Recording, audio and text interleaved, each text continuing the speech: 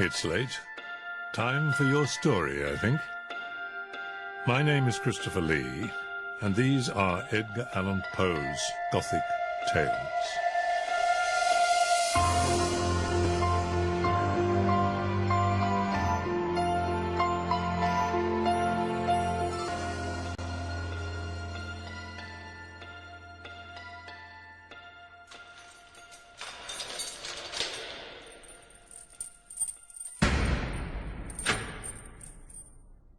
True. Nervous, very, very dreadfully nervous I had been, and am. But why will you say that I am mad? The disease had sharpened my senses, not destroyed, not dulled them. Above all was the sense of hearing, acute.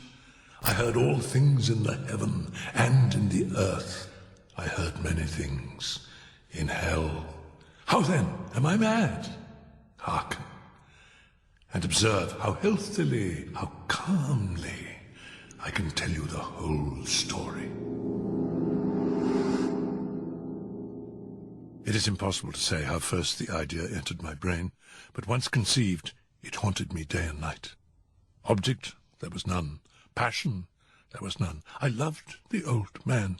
He had never wronged me. He had never given me insult. For his gold, I had no desire. It was his eye. He had the eye of a vulture, a pale blue eye with a film over it. Whenever it fell upon me, my blood ran cold. And so by degrees, very gradually, I made up my mind to take the life of the old man, and thus rid myself of the eye forever. You should have seen me. You should have seen how wisely I proceeded. With what caution, with what foresight, with what dissimulation I went to work. I was never kinder to the old man than during the whole week before I killed him. And every night, about midnight, I turned the latch of his door and opened it, oh, so gently. Then, when I had made an opening sufficient for my head, I put in a dark lantern, all closed so that no light shone out. And then I thrust in my head. Oh, you would have laughed to see how cunningly I thrust it in. I moved it slowly, very, very slowly, so that I might not disturb the old man's sleep. It took me an hour to place my whole head within the opening so far that I could see him as he lay upon his bed. Oh, would a madman have been so wise as this? When my head was well in the room, I undid the lantern. Cautiously, oh, so cautiously, cautiously, for the hinges creaked. I undid it just so much that a single thin ray fell upon the vulture eye. And this I did for 7 long nights, every night, just at midnight. But I found the eye always closed, and so it was impossible to do the work. For it was not the old man who vexed me, but his evil eye. Upon the 8th night, I was more than usually cautious in opening the door. A watch's minute hand moves more quickly than did mine. To think that there I was, opening the door little by little, and he not even to dream of my secret deeds or thoughts. I fairly chuckled at the idea. Perhaps he heard me, for he moved on the bed suddenly, as if startled. His room was as black as pitch, and so I knew that he could not see the opening of the door, and I kept pushing it on, steadily, steadily. I had my head in, and was about to open the lantern, when my thumb slipped upon the tin fastening, and the old man sprang up in bed, crying out, "Who's up there?" I kept quite still, and said nothing. For a whole hour I did not move a muscle, and in the meantime I did not hear him lie down. He was sitting up in bed, listening, just as I have done, night after night, hearkening to the death watches in the wall. Presently I heard a slight groan, and I knew it was the groan of mortal terror. I knew that he'd been lying awake ever since the first slight noise, when he turned in the bed. His fears had been ever since growing upon him. He'd been trying to fancy them causeless, but could not. He'd been saying to himself, "Oh, it's nothing but the wind in the chimney. It's only a mouse crossing the floor. Or it is merely a cricket, which has made a single chirp." Yes, he had been trying to comfort himself with these suppositions, but he had found all in vain. All in vain, because death, in approaching him, had stalked with his black shadow before him and enveloped the victim. And it was the mournful influence of the unperceived shadow that caused him to feel the presence of my head within the room. When I'd waited a long time, very patiently, without hearing him lie down, I resolved to open a very, very little crevice in the lantern. So I opened it. You cannot imagine how stealthily, until at length a simple, dim ray, like the thread of the spider, fell full upon the vulture eye. It was open, wide open, and I grew furious as I gazed upon it. I saw it with perfect distinctness, all a dull blue, with a hideous veil over it that chilled the very marrow in my bones. But I could see nothing else of the old man's face or person, for I directed the ray as if by instinct, precisely upon the damned spot.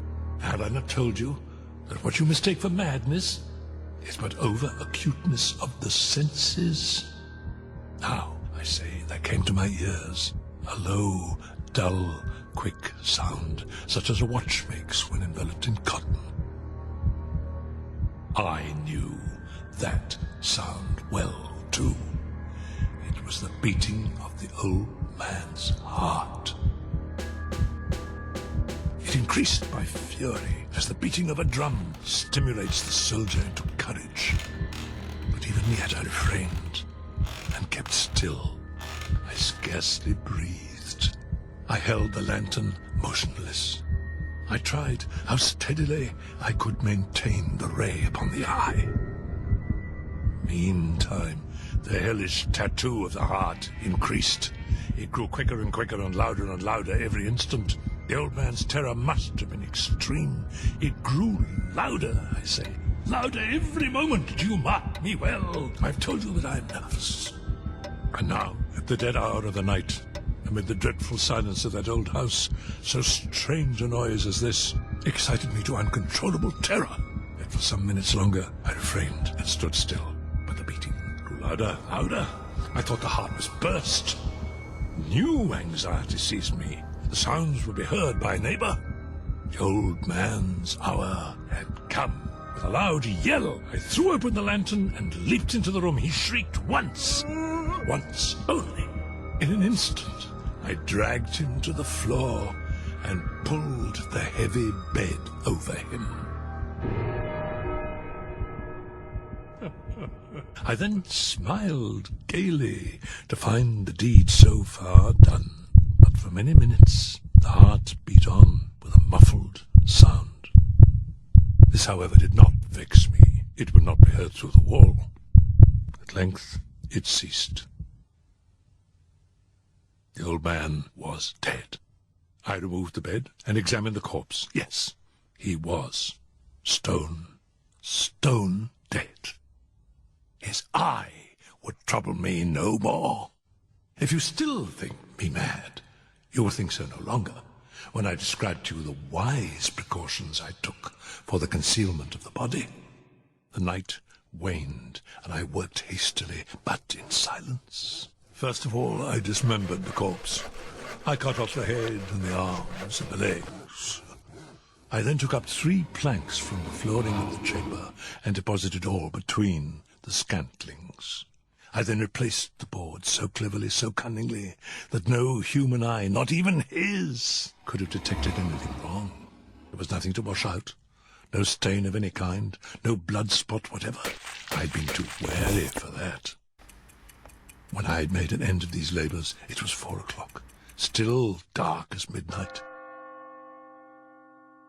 As the bell sounded the hour, there came a knocking at the street door. I went down to open it with a light heart, for what had I now to fear? There entered 3 men who introduced themselves with perfect suavity as officers of the police. A shriek had been heard by a neighbour during the night. Suspicion of foul play had been aroused, and they, the officers, had been deputed to search the premises. I smiled, for what had I to fear? I bade the gentleman welcome. The shriek, I said, was my own, in a dream. The old man I mentioned was absent in the country. I took my visitors all over the house. I bade them search well. I led them at length to his chamber. I showed them his treasures, secure, undisturbed. In the enthusiasm of my confidence, I brought chairs into the room and desired them here to rest from their fatigues, while I myself, in the wild audacity of my perfect triumph, placed my own seat upon the very spot beneath which reposed the corpse of the victim. The officers were satisfied. My manner had convinced them. I was singularly at ease. They sat, and while I answered cheerily, chatted of familiar things. But ere long, I felt myself getting pale, and wished them gone. My head ached, and I fancied a ringing in my ears, but still they sat and chatted. The ringing became more distinct. I talked freely to get rid of the feeling, but it continued and became, the ringing became more distinct, until at length I found that the noise was not within my ears. No doubt, I now grew very pale, but I talked more fluently and with a heightened voice, yet the sound increased. And what could I do? It was a low, dull, quick sound, much such a sound as a watch makes when enveloped in cotton.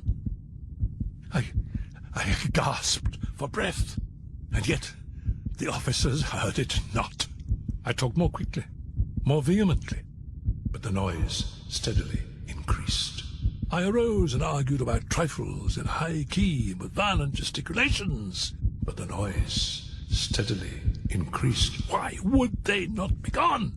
I paced the floor to and fro with heavy strides, as if excited to fury by the observations of the men, but the noise steadily increased. Oh, God, what could I do? I foamed, I raved, I swore. I swung the chair upon which I had been sitting and grated it upon the boards, but the noise arose over all and continually increased. It grew louder, louder, louder, and still the men chatted pleasantly and smiled. Louder, louder, louder, louder, louder! Was it possible they heard not? Almighty God, no! No! They heard! They suspected! They knew! They were making a mockery of my horror.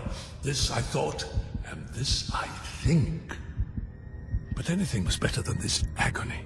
Anything was more tolerable than this derision. I could bear those hypocritical smiles no longer. I felt that I must scream or die. And now, again, hark! Louder! Louder! Louder! Louder! "Villains!" I shrieked. "Dissemble no more! I admit the deed! Tear up the planks here! Here! It is the beating of his hideous heart!"